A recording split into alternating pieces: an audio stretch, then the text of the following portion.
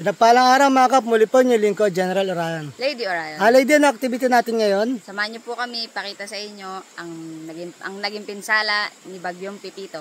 Tara, part 3 tayo mga kap. So yan mga kap, bali palabas nga pala tayo. Kung mapapansin nyo hanggang dito, umabot na yung tubig. At mabuhangin na siya, lumulubog na. Bali, lumawak na rin to. Ang i-check naman natin ngayon mga kap, yung ating mga tanim na gulay sa labas. At yung mga naging pinsala ng Bagyong Pepito dito sa ating mga pananim. So, yung part 1, ipinakita natin yung pinsala dun sa paligid ng bahay natin. Yung part 2, bali dun sa mga alaga at nagpakain na rin tayo ng mga alagang manok, hito, tilapia. So, nag-message nga pala yung mga tao natin na hindi mo na sila makakapasok dahil ginawa rin nila. Ito na pala. So, anong balita sa inyo? Naputol ba yung daan? Marami po nakabagsak na kami sa daan. So, galing sila sa Ligaya, sa baryo. Umikot pa sila ng Bugnan. So, magandang umaga sa inyo. Okay, good morning. So, kayo muna bahala dyan at puntahan natin yung mga tanim. So, yun. Kakasabi lang nila naputol yung daan dun sa Bugnan na nagko-connect dito. Kaya, pero sinuon pa rin nila. Yun. Good job. Check naman natin muna yung ating mga tanim. Bali may kasama na tayo. So yan mga kapur, urong buhangin. Ayan, lumulubog tayo. Lumawak na ulit ito. Pero hindi siya lumalim na parang pumapantay na siya dito sa daan. Kaya ang mangyayari dito, nakikita ko, magda-divert na to dito. Yung sapa na to. At tulad nga na sinasabi ko na hindi mo mapipigilan yung nature. Dito mga kaps, ay nakapakan namin, medyo malambot na siya. Ibig sabihin na hanggang dito yung tubig. Yan. Kaya to malambot, to nasa baba. Hanggang dyan yung inabot niya. So, palabas tayo ngayon. Yung daan namin nasaraduhan.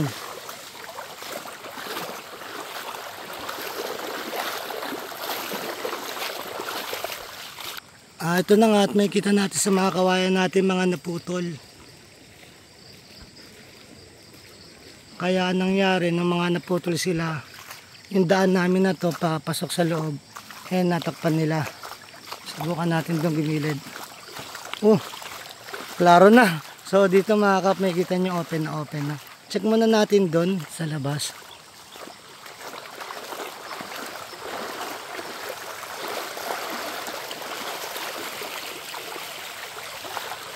Check natin pinsala dito.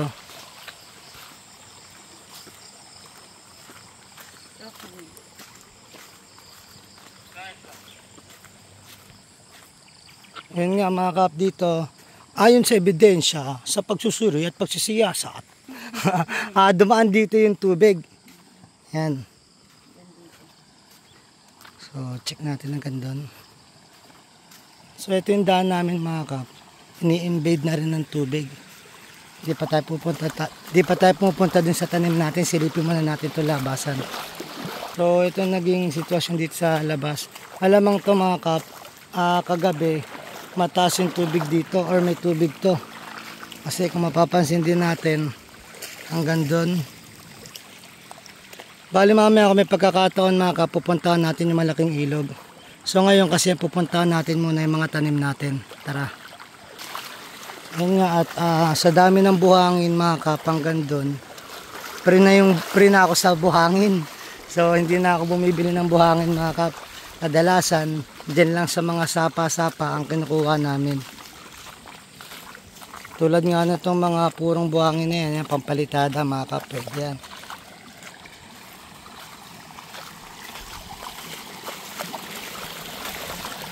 Nakita mo dami.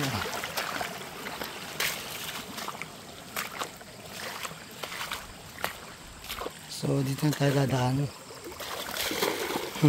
Kapaka lang.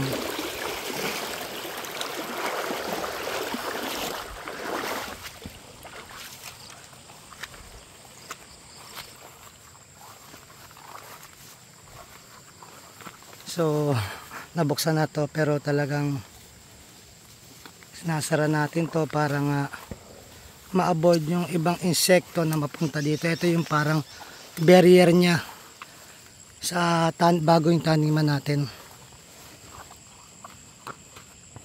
Ito na yung mga sili.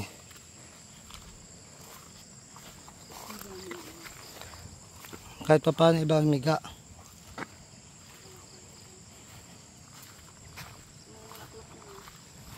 So ito yung siling Taiwan natin mga kap. Ayan, namumulaklak na siya.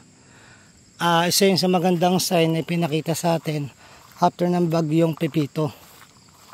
So ang plano din natin dito mga kap, lagyan to ng mga balag para pag lumaki sila, kapag umuulan may nakakapit sa kanila. Ayun nga lang, yung kamatis natin sa lakas ng hangin kahapon, kumusta na kaya sila? Para nakikita ko ang dami nakayuko. So ito yung mga kamatis natin mga kap. Nako, nabali. Ayun o, nabali siya doon. Mga humiga. Hanggang doon.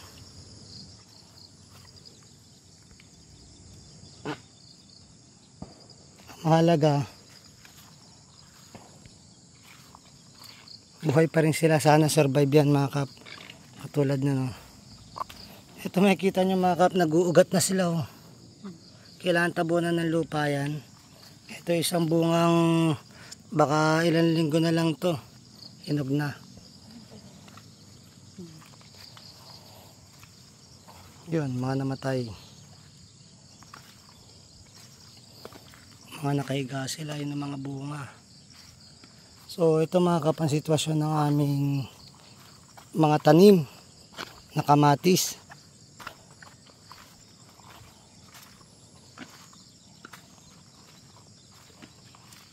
So sa part 1 mga kap, pinakita namin sa inyo doon. Ito na yung part 3. Ipapakita rin namin sa inyo yung kung pwede na bang mag-harvest na aming mga siling panigang.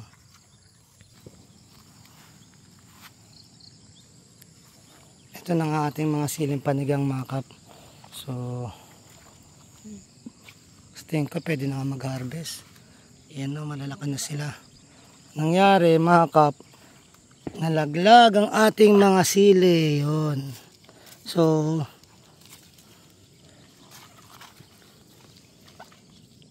pangkain na lang yan. Kunin na natin. Dahil wala tayong lalagyanan, dito lang muna ulit sa damit. So silipin muna natin paikot. Bali ganito nangyayari mga kap. Yan, kapag walang balag, gumangin, humihiga sila. Yan ang problema pag walang balag ang ating mga tanim. Ito, pang harvest na to.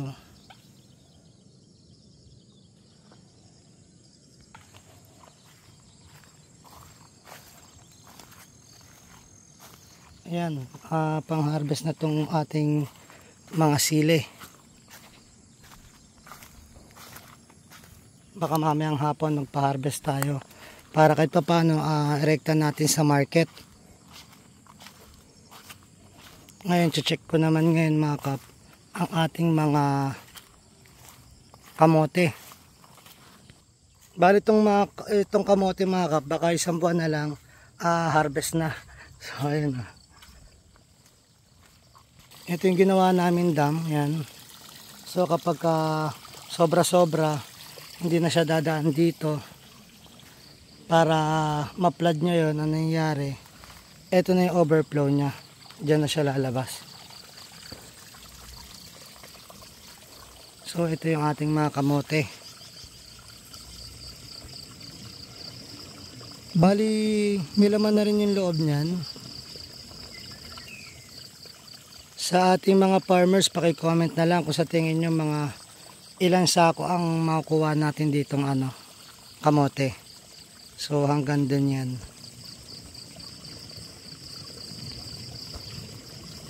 Yun. So nakita na natin yung sitwasyon ng ating tanim dito sa labas. Ng kamote. Tapos itong ating siling panigang, ayan, malalaki na. harvest na. At maraming mga nalaglag. So kukunin na lang muna namin yun ni Lady. Dadamputin muna namin. Kita nyo dito, ang daming dahon. Dahon ng mga kawayan. Dahil to kawayan.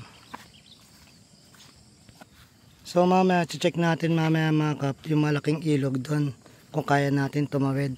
So nakita natin yung sitwasyon ng ating mga tanim na siling Taiwan, kamatis, siling panigang, at kamote. Ngayon pupulutin namin ni Lady yung mga nalaglag na sili. Muli po yung lingkod, General Orion. Lady Orion. At taos puso po nagpapasalamat sa inyo na walang sawang panonood sa aming mga video at live. Na sana po gabayan kayo ng Panginoon, sampunan niyo mga pamilya, na sana po mingita ng gabay sa Kanya, sa isip, sa salita at gawa, upang magampanan namin tungkulin dito sa mundong ibabaw, na naayon sa Kanyang mga kagustuhan at kahilingan. Muli po, maraming salamat. God bless.